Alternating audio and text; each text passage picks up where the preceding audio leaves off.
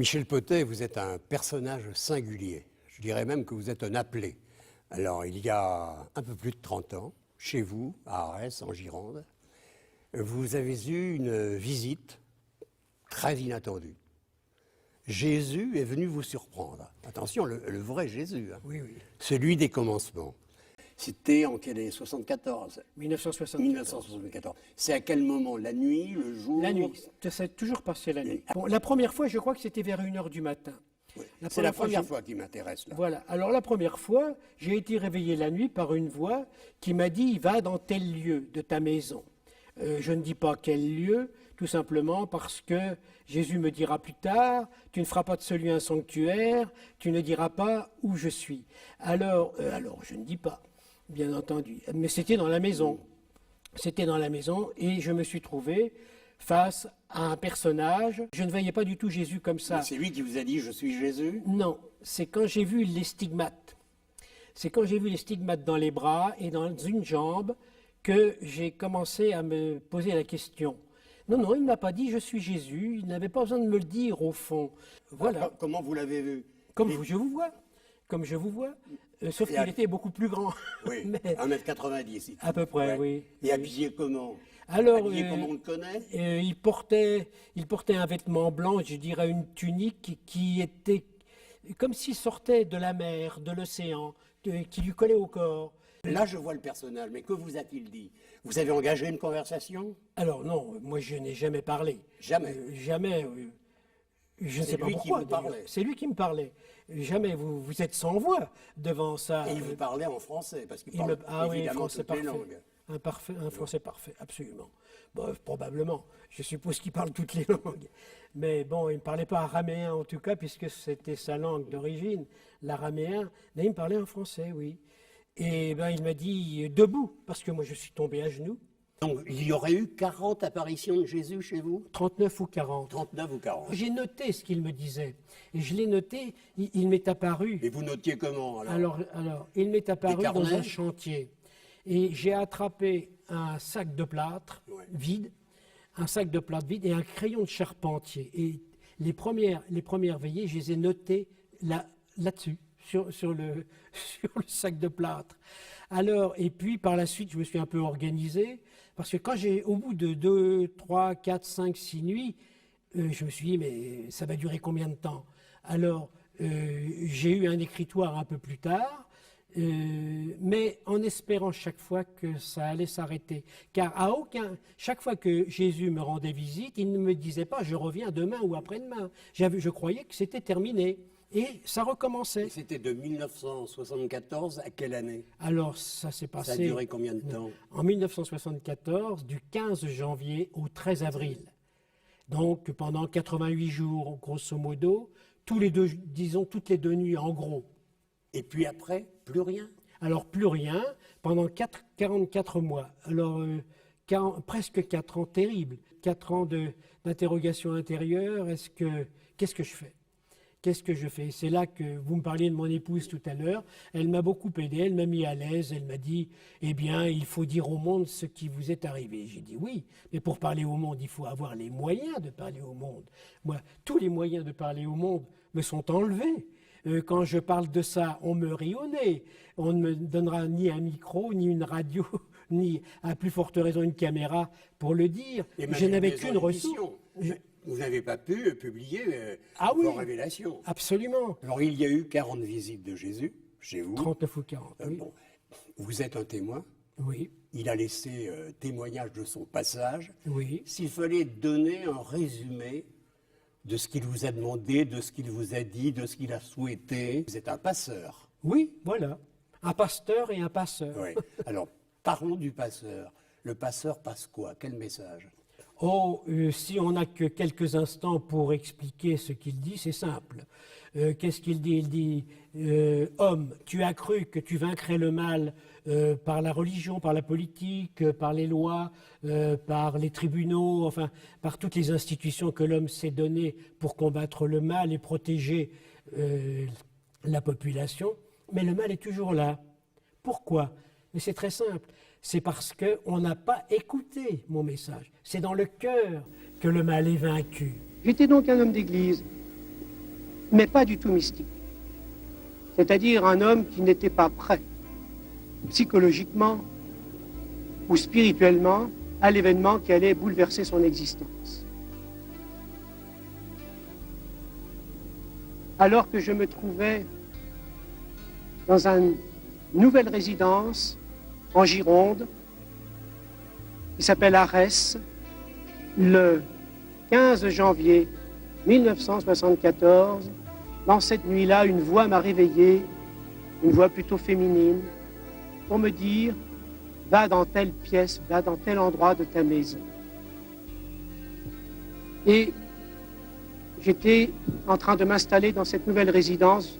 Je travaillais toute la journée à refaire l'électricité, les plâtres, à monter des briques. Je me suis rendu cette nuit-là dans un point de ma maison où étaient justement entreposés des sacs de plâtre, des sacs de ciment, des briques. Bref, si j'avais imaginé une seule fois dans ma vie que je puisse être le témoin de ce qu'on appelle des apparitions,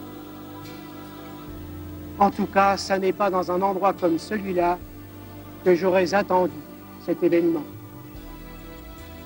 Comme tout un chacun, je pensais qu'un événement comme celui-là ne pouvait arriver que, comme sur les images religieuses, dans la pénombre d'une chapelle avec un mouvement de lumière venant d'un vitrail, et là, une personne en componction à genoux et béatement admiratif devant une apparition. C'était l'image, c'est toujours l'image que beaucoup de croyants se font de ces événements. Et finalement, l'homme est très loin du surnaturel. L'homme est très loin de la réalité du ciel sur la terre quand il se manifeste, parce que quand cette chose arrive, elle arrive comme l'accident dans l'endroit le plus inattendu, au moment le plus inattendu, et surtout, elle arrive sur vous-même, alors que comme l'accident, on pense toujours que ça n'arrive qu'aux autres. Et quand je me suis trouvé dans cet endroit, vers 1h du matin, ou minuit et demi, je n'ai pas noté l'heure, c'était à peu près l'heure, j'ai vu devant moi un personnage dont j'ai compris tout de suite qu'il était le Christ. Pourquoi j'ai compris ça? C'est difficile à dire. Je crois que c'est plus rapport à la manière dont il me regardait, à la majesté particulière de son apparence, qu'à une ressemblance avec l'iconographie traditionnelle. Il était là et il me regardait, et avec sa main comme ceci, il m'a fait signe d'avancer. Et je me suis avancé, et là, il m'a dit « écris ». Et il y avait un sac de plâtre qui avait été ouvert dans la journée et un crayon de charpentier. Et la révélation d'Arès que vous avez lue ou que vous lirez, ou même si vous ne la lisez pas, sachez qu'elle a d'abord été écrite sur un sac de plâtre avec un crayon de charpentier. Et là, on a commencé une série de 40 visites de Jésus qui se sont déroulées du 15 janvier 1974 au 13 avril de cette même année, la dernière apparition ayant eu lieu la nuit du 12 au 13 avril. Et au cours de ces 40 visites, il m'a dicté ce message que j'ai appelé par la suite, après avoir très longuement réfléchi au titre qu'il fallait lui donner, l'Évangile donné à Arès. Le Christ que j'ai vu devant moi n'était pas celui que j'imaginais, en tout cas pas celui que j'imaginais d'une façon surnaturelle. Il était bien en chair. Ça n'était pas une apparition fantomatique, ça n'était pas un ectoplasme. C'était étonnamment, d'une façon saisissante, un être de chair et d'os, sauf qu'il avait sur lui une sorte de luminescence, quelque chose qui semblait une lumière intérieure lui traversant la peau, mais à part cela, il était totalement, physiquement présent devant moi, naturellement, puisqu'il me parlait et que mes oreilles l'entendaient, mais aussi il était bien vivant dans son volume charnel, car à 2 reprises il m'a touché et j'ai à 2 reprises parfaitement senti le poids et la pression de sa chair.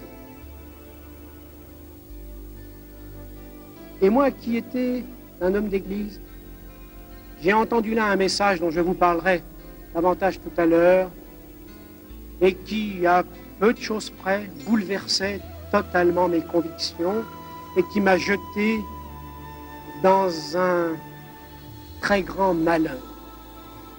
Oui, j'ai ressenti cet événement non comme une joie et un bonheur, mais comme un malheur, pour moi-même, bien sûr, parce que il est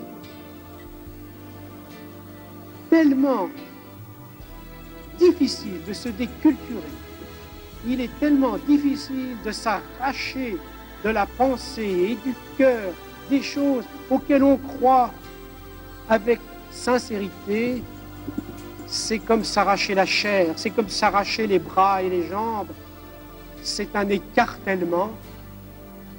Et je peux vous dire qu'il ne suffit pas qu'un événement comme celui-là vous arrive pour vous convaincre tout de suite et vous jeter immédiatement dans la conversion que cet événement nécessite par son fait même, parce qu'il n'est pas niable.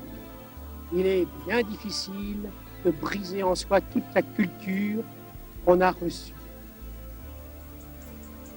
Et puis, ce Christ que j'avais devant moi, si vivant, avait quelque chose qui était pour moi une très grande épreuve et qui m'a fait comprendre au fond ce qu'était le pécheur par rapport à la pureté céleste. Bien sûr, j'avais comme tout le monde une idée sur le péché, une idée qui était toute morale, toute attachée à un règlement. Tu fais ça, tu es puni par cela, et si tu ne fais pas cela, eh bien tu es récompensé par telle autre chose.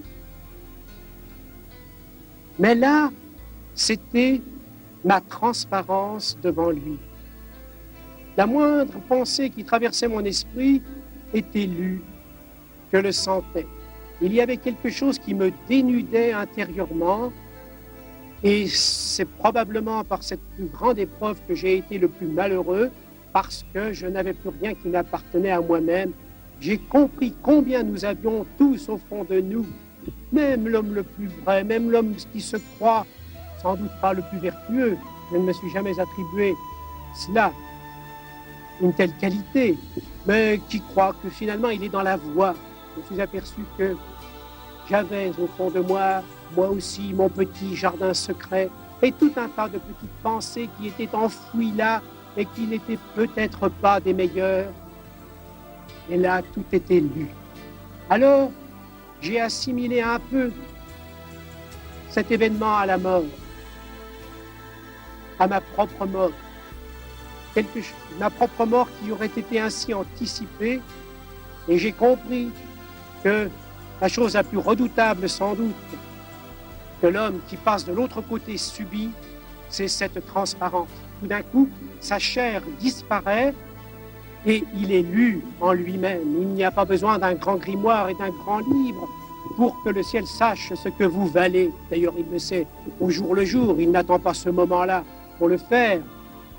Jésus qui venait devant moi ne venait pas devant moi pour me faire une faveur ou pour récompenser quelques mérites de ma part, car je n'avais aucun mérite pour cela, mais pour me faire comprendre que lui, l'humain, qui était passé de l'autre côté et que Dieu renvoyait vers moi pour me parler, pour me rappeler que ma nature était spirituelle et que je devais rappeler aux hommes que leur nature l'est et qu'il n'est pas de manifestation de la spiritualité plus grande que l'amour et que la justice, et que tout cela tient à la transparence qu'on a vis-à-vis des hommes. Et c'est pourquoi le mouvement des pèlerins d'Arès, dès ce moment-là, était un mouvement qui ne pouvait pas avoir d'autre nom qu'un mouvement de foi, qu'un mouvement de vie, qu'un mouvement d'amour vers les hommes, parce que le ciel était descendu vers moi avec amour, et que j'ai compris aussi pourquoi il y avait la souffrance de la mort. C'était la séparation de cette chair pour laquelle j'ai été créé, pour laquelle vous avez été créé. C'est pourquoi vous avez devant la mort cet effroi. C'est que vous avez été créé pour l'éternité et que le péché vous a jeté dans la mort.